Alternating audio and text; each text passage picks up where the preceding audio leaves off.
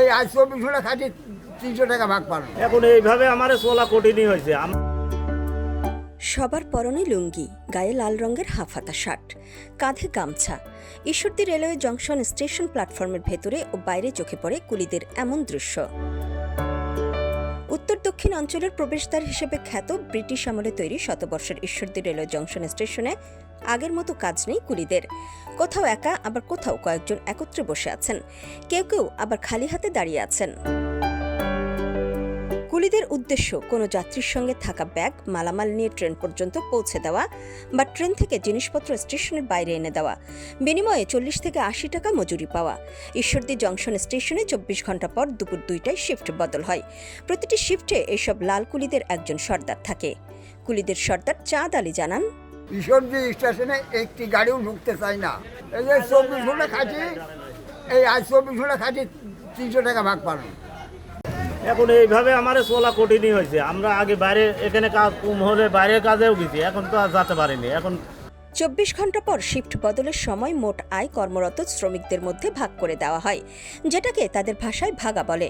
Train ও মালামাল পরিবহনের সংখ্যা কমে যাওয়ায় স্টেশনে প্রায় 80 থেকে 105 জন লালকুলির কাজ নেই বললেই চলে। প্রায় 30-35 ধরনের কাজ কাম করছি, এখানে কোনো কাজ কাম নাই। কি করে চলবো? আমার তো 3টা মেয়ে লেখাপড়া শেখাতে পারিনি, কি করে চলবো? পুরো বিরাট সমস্যা। কাজ কাম আগের মতো আর নাই। এখন ট্রেনে ধরেন মালটাল কম আসে, রোডঘাট ভালো হয়েছে, অটো গাড়ি মাড়ি হয়েছে, যার সুবিধা দেনদি হয় সেন্দি চলে যায় ট্রেনে। কালের পরিক্রমায় ট্রেনে মালামাল পরিবহন কমতে থাকে, সেভাবেই কমে যেতে থাকে এই স্টেশনে কর্মরত লালকুলিদের আয় ও রোজগার। স্টেশনে অবস্থিত দোকানদার, প্রাক্তন দোকানদার এবং স্থানীয়দের সাথে কথা বলে জানা গেছে, মূলত আর বাইপাস হওয়ার জন্য এখন মূলত ঈশ্বরদীতে আর ট্রেন নাই।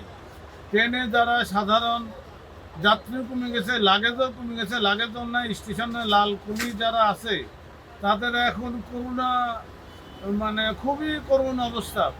আর এখন আমাদের এদিক থেকে ঢাকার কোনো গাড়ি নাই। 24 ঘন্টার পরে একটা গাড়ি চিত্রা ওটাতে নাই, সুন্দরবন নাই, বেনাপুল নাই। আগে এখান থেকে সিল সিটি চলতো, ওটাও নাই। আমরা তো একদম শেষের দিকে। হ্যাঁ, আয় রোজগার কমে গেছে, আর যাত্রী সেবার মানও কমে গেছে। হ্যাঁ, এই জন্য এই ট্রেনগুলো ফিরে আনা দরকার। কাজের অভাবে ও বয়সের ভারে এই লালকুলির সংখ্যা কমে এখন 2 শিফটে 26 থেকে 27 জনে দাঁড়িয়েছে। তারপরও এখন যে কয়েকজন এই পেশা আঁকড়ে ধরে রয়েছেন, তাদের আয় 24 ঘন্টার এক শিফটে ভাগা হয় 200 থেকে 250 টাকা পর্যন্ত। পরবর্তী শিফটের কুলি সর্দার সাজউদ্দিন জানান, পুলিশ শ্রমিক সমবায় সমিতির সংগঠনের সাথে আমি 37 বছর হলে এই কাজের সাথে জড়িত। এবং আগে আমাদের অনেক ট্রেন ছিল, এই ট্রেনগুলো না থাকার কারণে এখন আমাদের জীবনযাপন খুব কষ্টে আমরা দিন পার করতেছি। এবং আগে যেসব গাড়িগুলো ছিল সে গাড়িতে প্রচুর পরিমাণ বিভিন্ন ধরনের মাল বহন হইতো এবং আসা যাওয়া করতো। এখন আর সেই ট্রেনগুলোও নাই। সেই ট্রেনগুলো উঠে যাওয়ার কারণে এখন 2-1টা গাড়ি আন্তনগর গাড়ি চলা যায়, 1-1টা মালবাহী গাড়ি চলে, সেগুলাই যে মালপাতি আসে, এতে আমাদের খুব কষ্ট হয়ে যাচ্ছে। সড়ক যোগাযোগ ব্যবস্থা ভালো হওয়ার ফলে ট্রেনে মালামাল পরিবহন কমে সড়কপথে ট্রাক সহ অন্যান্য যানবাহনে মালামাল পরিবহন হতে থাকে। এ ব্যাপারে ট্রেনের সুপারিনটেন্ডেন্ট জানান, ধন্যবাদ আপনাকে।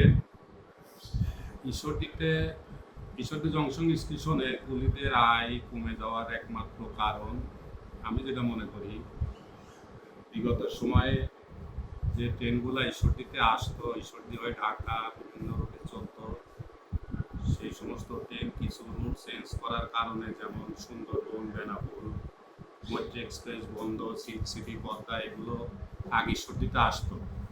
এখন সেগুলো ঈশ্বরদীতে না এসে রুট চেঞ্জ করে অন্য রুট দিয়ে চলাচল করতেছে। প্রধানত এই কারণেই কুলিদের আর্নিংটা অর্ধেকেরও নিচে বা আরও তলানিতেও বলতে পারেন নিচে নেমে গেছে। আমি এইটুকুই মনে করি আর কি। একসময় জমজমাট ঈশ্বরদী জংশন স্টেশনের লালকুলিদের আয় এখন তলানিতে ঠেকেছে, ফলে ভালো নেই তারা। চরম অমানবিক ও কষ্টের মধ্যে মানবতার জীবনযাপন করছেন তারা। এমন দুর্ভোগের দিন কেটে তাদের জীবনেও আলো আসুক, এমন প্রত্যাশাই সবার।